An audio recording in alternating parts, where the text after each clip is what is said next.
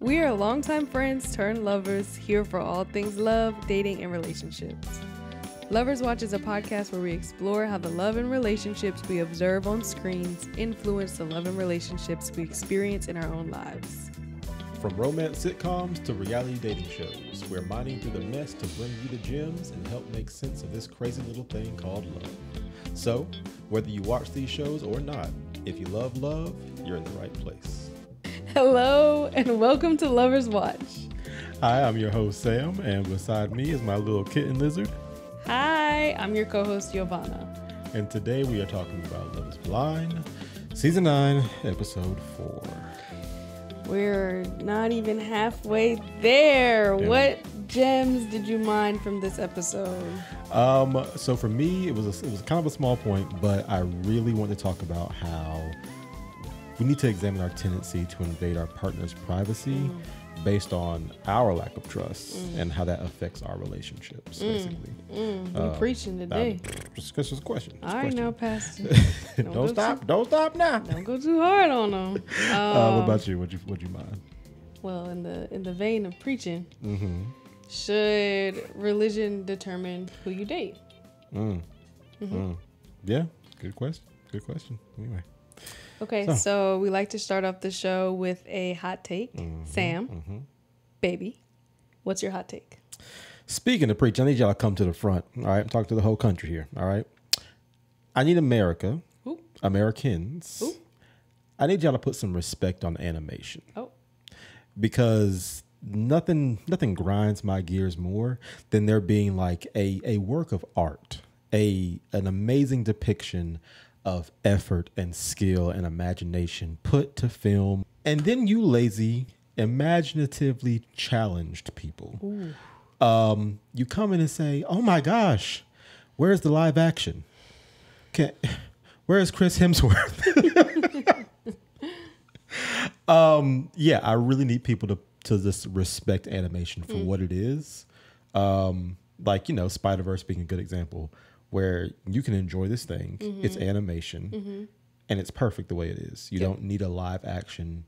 You don't need you don't need that for it to be a valid form of entertainment and art. 10 toes down, he said what he said.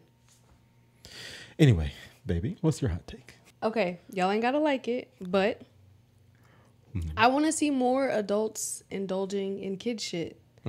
I love to see a grown man skipping.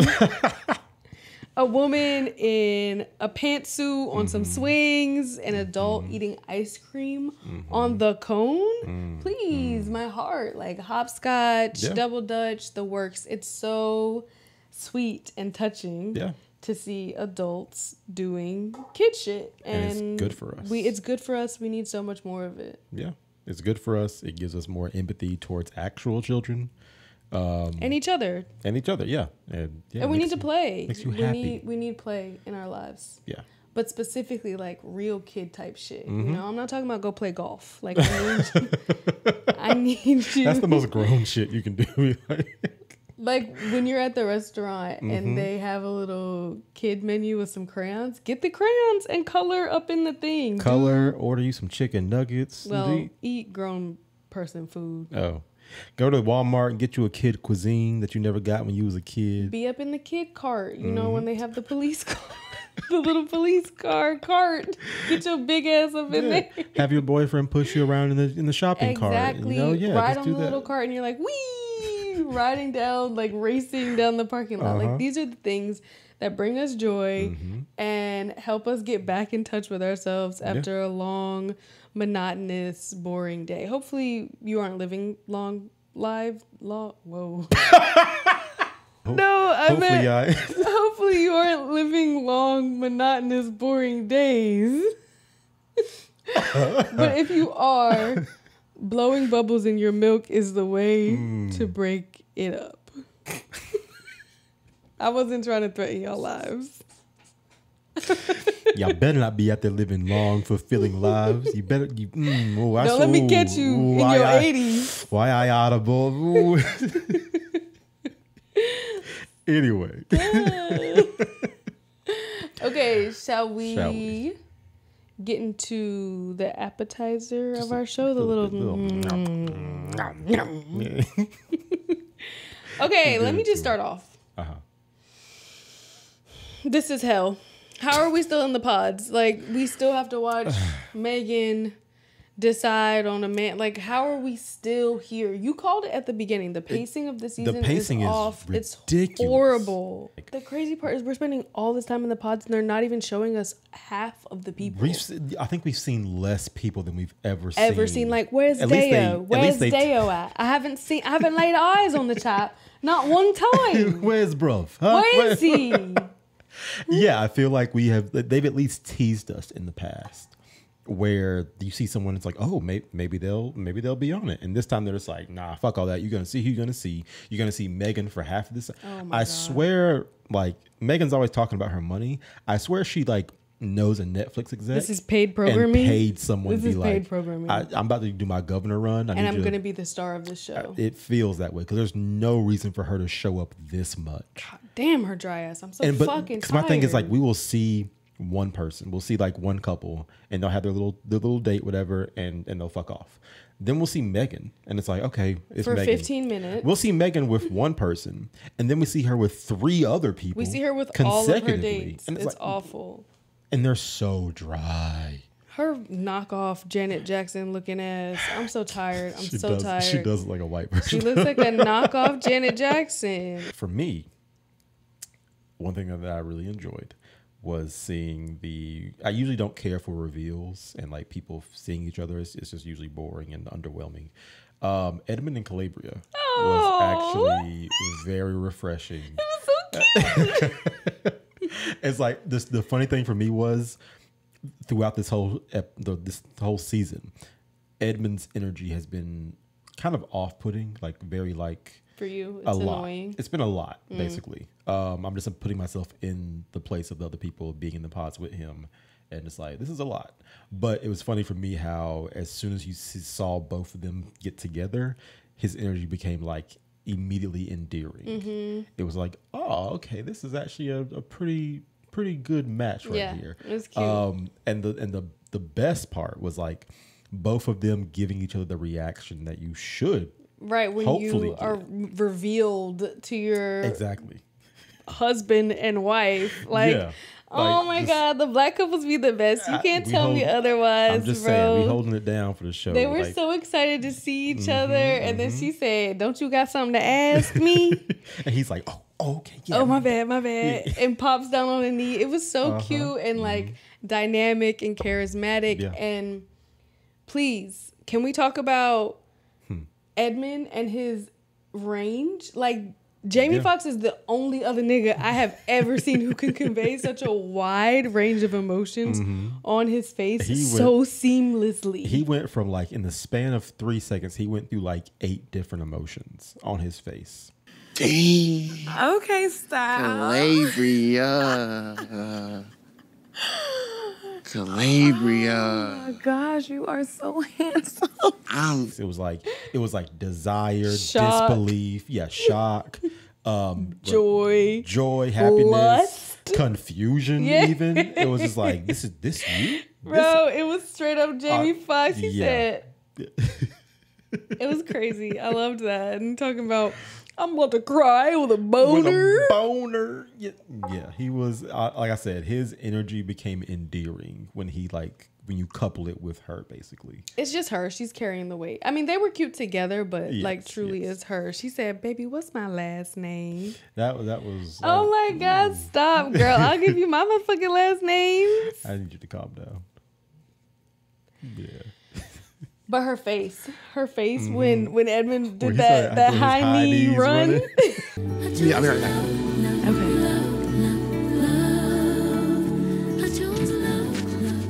Okay. She's like, oh. She said, oh. Oh, that's what I signed up for. Okay. I hate this for her. I really do. I hate this for her. I have faith that their energies will balance each other out. I feel like he's really up here and she's like mid. I think she can get to his level, but she's like kind of hangs out around the middle. I think they will potentially bounce off well with each other. I hate this for her. I think he's going to let her down. I think that she's going to quickly learn that all he has is playful energy and he ain't got nothing serious to offer her. That might be a problem. He probably will stop being vulnerable and open when they're out of the pods. He going to want to play all the time. He going to want to roller skate and go to parties and be loud. And she going to be like, if you don't sit your ass down. He did write her a good letter though. He hand wrote. It was a little letter. It was a note. He wrote a heartfelt letter. He wrote a heartfelt note. Yes, he did. And she was touched by it. He put something in all caps. And it was cute. You said that where like they're already sort of roasting each other and they have a sense of who each other is, which is cute. You can see. It was very cute, very endearing. And I was proud of him for putting in that effort. It was more than nothing.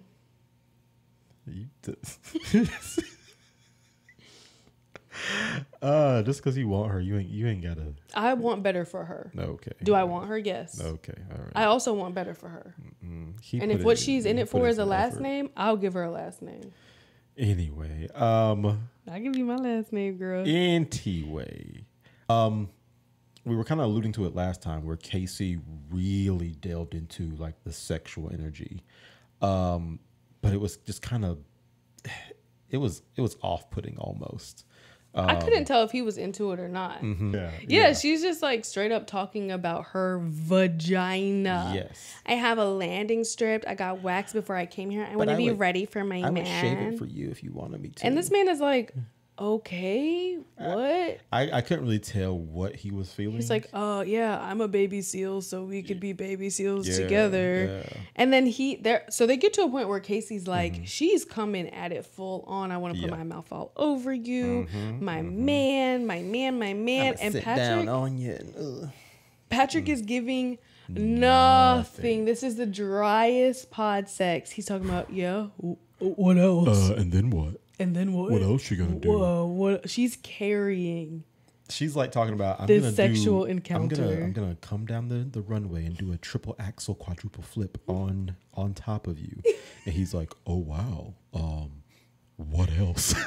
That's all he had. That to me says that the sex is gonna be mid. If you, I mean, there's that, or he's just not into her. But no, he seemed into her. He just seemed lazy. He seemed like he was happy to let her facilitate this sexual experience and give little in return. And to me, the way that I would read that is that's going to translate to how you show up in the bedroom. You're willing, you're very happy for me to do this whole thing while you just lay back and enjoy the ride. Watch all my little tricks. But listen, her sexy little trick deflection worked because Patrick proposes to her. Look over there. Look. Yeah, he did a little off the dome proposal. Nothing written down. He was so nervous. Pacing. No, he wasn't pacing. He was like shifting from one foot to the other. Yeah. And then he says, all your brothers and our kids will be little half mixies. Oh, we'll all be little mixies and stuff. And it's like, why? Ew. Why would you refer to anyone that way? As a half mixie? To me, it just shows that like he's used to that like dehumanization aspect. It's really weird. What else you got? Who was it? Mike. Shady. Our good friend Mike, who apparently has all the money, all the success. He ain't got no competition in this fight. He ain't shook. Hey, who I gotta worry Who else about? is Megan gonna choose? Hey, who if would not Megan me? choose? I'm the only viable. Who is that? Is that Jordan over there? Okay, let me go talk to Megan real quick. Bro, he thought he didn't have no competition, and then when he found out she was talking to other people. Yeah, and he's like, Megan, do you like a guy with tattoos? Do you like tattoos? How do you feel about tattoos? Also, I don't drive a Kia. Like, Mike was a real shady little bitch. Crazy. It was wild to see his demeanor shift from like, I am the alpha to like, oh wait, I have competition, and to see his true colors come out instead of being like, I'm gonna fight this fair and square, I'm gonna put my best foot forward or whatever. He was just like, hey man, that guy over there, he turned into an insecure little boy. Exactly. Yeah. And was attacking Jordan which says a lot about your character and who you are. Like, just be yourself and let that win her over. She doesn't have a very selective process, it seems. Like, just do what you're gonna do. Why are you worried about him? Yeah, it's really wild how he just turned into a little boy on a playground and said, "Oh my gosh, the girl I have a crush on likes somebody else. Hey, his Yu-Gi-Oh cards aren't even cool. Look at my Pokemon cards. They're just His dad drives a Kia. My dad has a Mercedes. Dad has a Porsche, and it's so fast. It's just so fast, and we can go to Whole Foods together, and we can eat so much nutrition. I swear they're gonna have sex together if they do get together. Him and Megan, and they're just gonna just be going at it, saying, "Oh yeah, man, we're gonna go buy organic at Whole Foods. Yeah, we're so nutritional." I feel like they would be on some shit where they're past eating real food. Like they just like take a goop, a paste, some like supplements or something. I don't think they eat real food. I don't think they're real people. That biohacking, you know. Anyway, shall we get to our main? Let's get into it. Let's talk about it. Yeah. Who was it? It was, I'm gonna get the names right. Annie. You want a cookie? Yes. Yeah, she made a kind of a small point, but to me it kind of like sent up some alarm bells, because we've heard a few times people mention like stuff in this realm where it's like we're really comfortable invading our partner's privacy. What do you mean? So like Annie mentioned that like she, with a past boyfriend, he like had left his phone on the bed or something, and then she went through that shit and got her feelings hurt, because that's what happens when you go into someone's phone, whatever.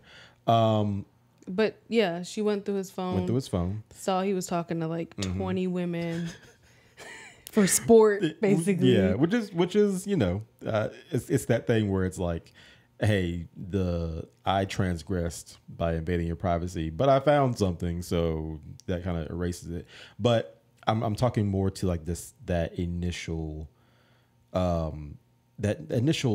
urge we have to say your privacy doesn't matter when it comes to my insecurity. The entitlement. Exactly. And yeah, and there was a creator on TikTok. I saw it on Twitter. She was really making a good point about how our tendencies to invade our partner's privacy, or like the people in our lives, like our children, our partners, friends, like just relationships that we have, how to an extent that kind of like trickles up almost into how our government engages with us, like the amount of surveillance that we have, the amount of just like lack of privacy, and like the erosion and that mentality of like, if you're not doing anything wrong, exactly, then what's the problem? You don't have anything to hide. Then let me go through your phone. Exactly. Yeah. Like if you're not hiding anything, let me go through your phone. And there were some other contestants, I think, or not contestants, participants. Yeah. Kate had mentioned like, oh, if we're married, we should have each other's passwords. And someone mentioned that like, oh yeah, you can't follow specific people on Instagram. You can't follow porn stars or whatever on Instagram. Like this sense of control that we feel entitled to over our partners and our children and our siblings, whatever that looks like. Then it almost normalizes the surveillance that we experience on a macro level, because we're used to being monitored and patrolled and like having the door taken off of our hinges and having our diaries read and having all of these sort of invasive violations that happen on a regular basis. And it's a constant erosion that you get used to. So when, someone with a badge comes knocking at your door and says, hey, let me go through your house, or like, of course there's reasons for everything, but like, even taking off all your clothes or shoes or whatever at an airport when that wasn't the situation, 30 years ago. Yeah. And now it's just like the norm. Yeah. And it just like, it really... It erodes our sense of self and our self-worth to say, I am a person in a relationship. It's like, I can care for you, I can love you, I can respect you, but my things are still my things. Yeah. So we don't do any of those things. Yeah. I respect your privacy. You respect my privacy. Indeed. Have you in any past relationships had an experience where your privacy was violated? Did they catch you doing something? Like what did that do to your relationship? Yeah. I mean, I've had a situation before where it's like, someone does go through, like a phone basically. And yeah, it's that thing where it's just you there's just a lack of control that you feel basically. Well, I think the root of it is like if you feel the need to go through your partner's phone, you do not trust them. Yeah. And what you need to ask yourself at that point is, can this trust be repaired? Can I learn to trust them again? Yeah. And if the answer is no, or if the answer is I'll always have to surveil them in order to feel like I can trust them, then the relationship needs to end. Yeah. Because it's harmful, and also that's so much energy and work to be babysitting somebody. Yeah. And it's like, there's that inherent feeling that we have that I can empathize with, to be like, I understand you have questions, I understand you have curiosity, but like there's only a certain extent you can act on those things. And it's, just the gumption that people have to say, you can't do this, you can't do that if you want to be with me. And end of the day, it's just like this, it's not worth it. And again, like I'm like to the point where it does trickle into other aspects of our lives, and it becomes normalized. Yeah. So I think technology has really shifted our most intimate relationships, and obviously has given the government so much reach into our personal lives.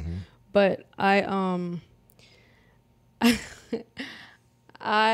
had one of my little boyfriends, like high school boyfriend, was cheating on me. Broke my little heart. And I found out because one of my friends was like creeping on his Facebook and found all this information. And I must have been on some like CSI FBI criminal investigation type shit, because I got into his messages. Okay. I don't remember how. And so me, I'm in. like breaking Kim Possible style, and me and this friend are like going through everything, and yeah, I got my feelings hurt. I was gonna get my feelings hurt either way because he was disrespecting me. He was cheating on me. And I wasn't the one who initiated the sleuthing. Okay. But I remember like how awful that felt, right? Like there was this, I wanted the information, I wanted the proof. And then when I got it, I was like, oh, this feels awful. I wish I had never, ever seen that.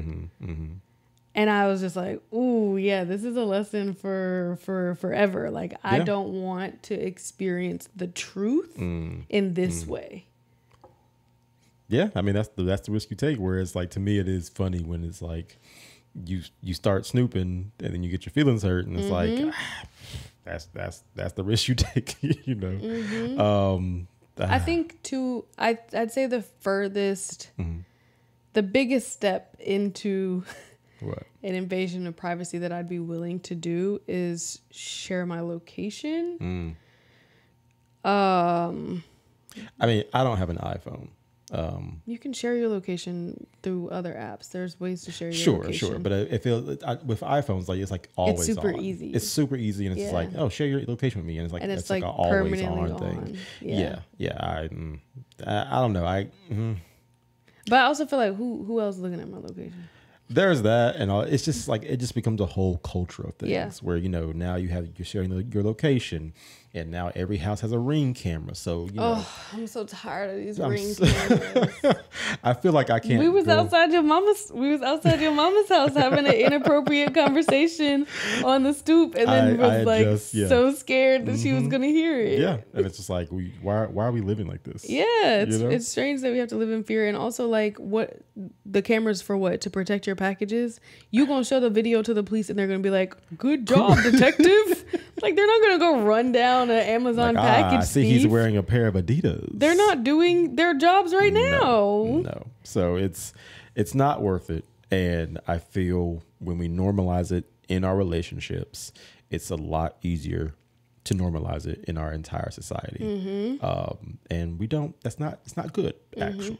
It's not, how do you feel as a parent asking your child to share their location? That's another big part of it, because I feel like a lot of the things that get eroded from us, it comes from that idea of like, but the children. That they're my child. But what about the children? Not just what about the children, but like ownership of you because you're the parent of this child. It's partially like fear driven, right? Like I understand wanting to know where your child is, but like putting a secret air tag on their car. Bro, I saw like, I saw a video where it's like a woman, she was like prepping her child for like a tornado or something that happened. And I understand the situation where you're saying, hey, my kid might get sucked out the window and get blown somewhere. So I can justify the idea that I'm going to buy a specific pair of shoes that has a cutout for an air tag in it. But how often is your kid going to be sucked into a tornado? You know, like that's hopefully only once, if ever. Yeah, because I hope you ain't living no long life, because you know. But like that's never gonna be the main use case for technology and that idea. Okay.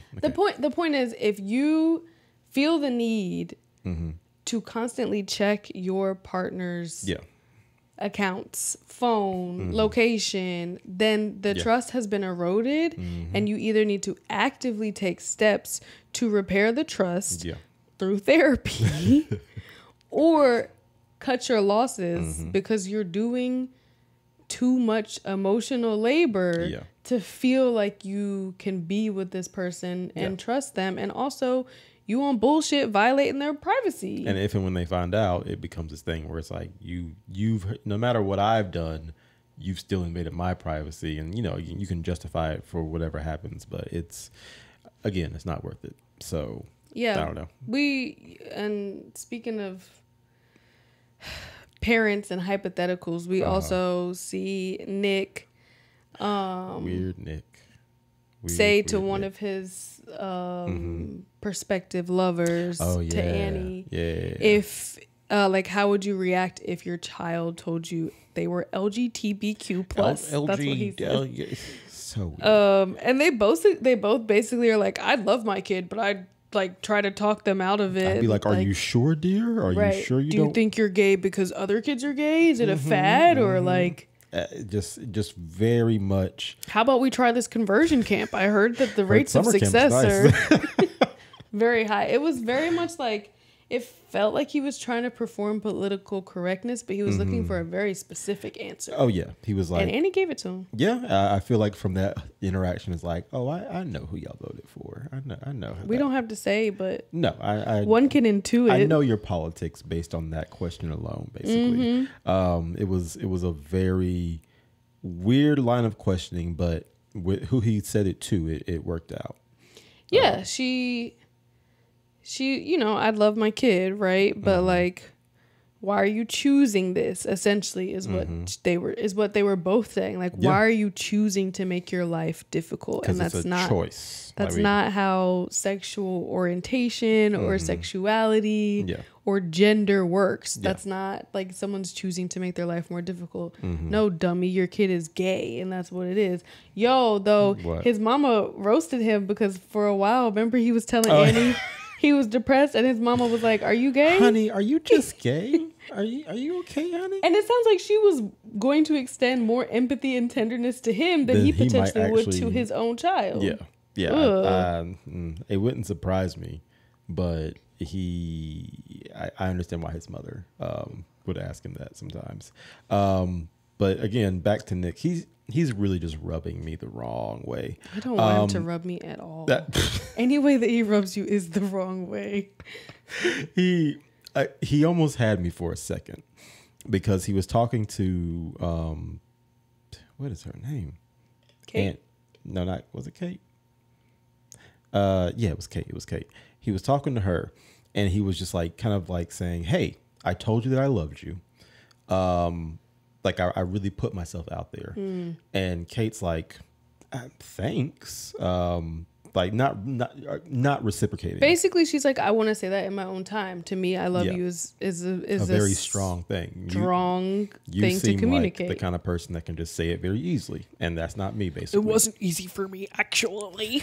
Actually, it was not easy for me to put myself out there like that. I've never told anyone that before, even though he basically said that to someone else. He has very similar conversations with Annie. Yeah. So he almost had me for a split second. I was like, oh, I feel a little bad. And then he flipped the script immediately and was like, oh, you're not going to tell me you love me?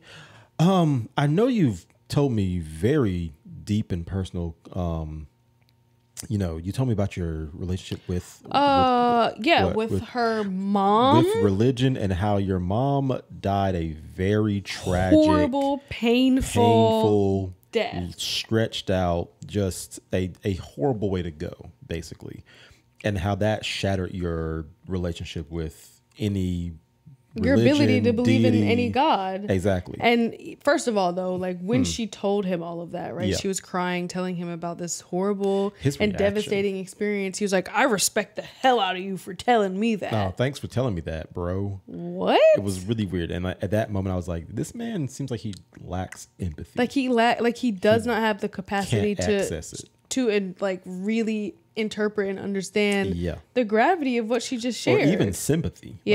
Sympathy seems out of his reach. Yeah. So he basically asked her in that moment, like, okay, you're not going to love me. You're not going to tell me you love me. Do you plan on loving God, though? Right. And she's like, I'm pretty sure I told you that. Like, that's kind of over and done with for now. That's a wrap for me because of what I experienced. It's hard for me to believe in a God when I watch someone I love watched my mother die over 10 years. For no reason. Exactly. Like, there's no reason I can say a loving God let this happen to this person. And he's like, oh no, oh geez, oh gee golly, I can't be with anyone who's not gonna love God the way I love God. And she's like, what the fuck, you literally just told me that you loved me. No, I would never take my love away from you, but if you have it now, you can keep it forever. Like, if you're not gonna love Daddy Jesus, we have a no return policy. Oh, my love is yours, baby girl. But if you're not going to love God, then it's over. This cannot work between us. Which to me just seems so callous. I'm not a religious person. But I feel like there is something in there in the book that y'all love. Like, in the good book, there's got to be something. Something that says, like, know, even if the other each person's religious journey is their own and it's particular to them. And this person has gone through a deeply traumatizing experience, and empathy should be how you approach them. Yeah. Like, if you say that you love this person, you've fallen in love with this person, all of a sudden you're ending the relationship because she's not going to go to church with you.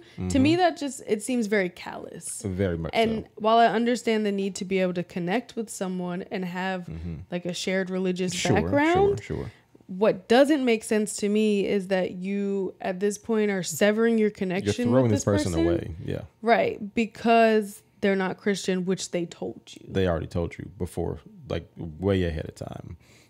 Which, goes to your question of like, should religion dictate who we date? Yeah. I mean, I think for somebody like Nick, it seems like it's very central and like, please. It seems that way. To me, it seemed like an excuse to say, it was kind of a cop-out. You hurt my feelings and I don't know how to process this, so I'm going to bring God into it, basically. Yeah, I'm going to make God be the determining factor and, oh, damn, now we can't be together. Yeah, to me, it really just depends on how much let's say it's a non-religious person and a religious person.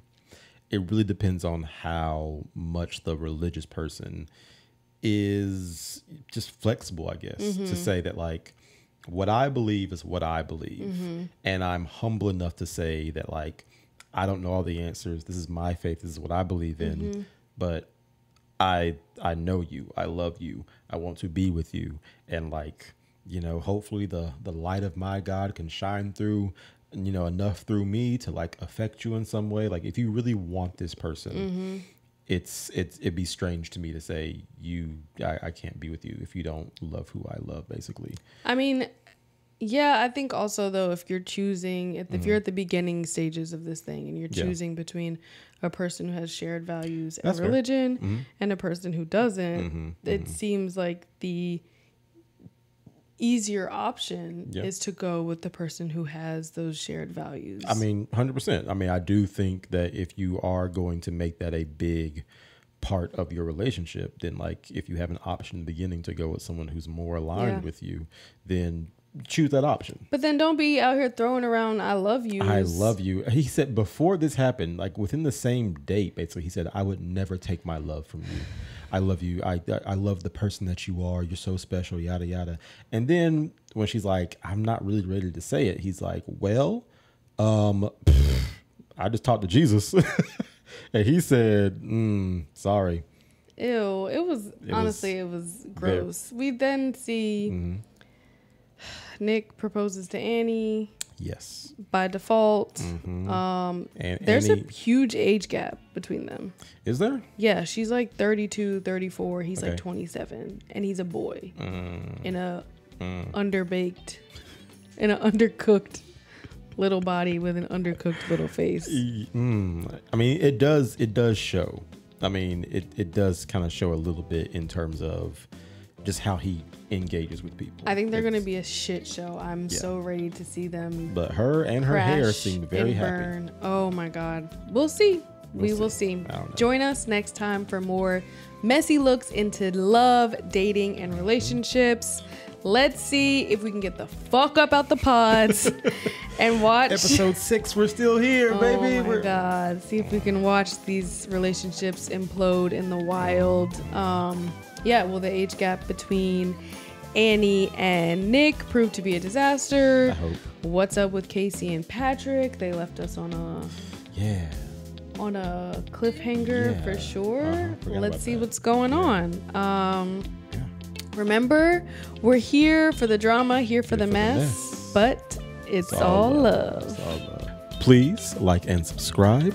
If you like this show and you're listening on a podcast platform, please give us a rating and a review, stellar review, if you will. Please, thank you. On Apple Podcasts or Spotify. Again, we are in our baby stages right now, so every like, follow, subscribe, comment, it really helps us bring you guys some more content. We would love to hear from y'all. If you have any questions or any other dating experiences you'd like to share, please give us an email at loverswatchpodcast@gmail.com. See y'all next time. Give me a fucking kiss.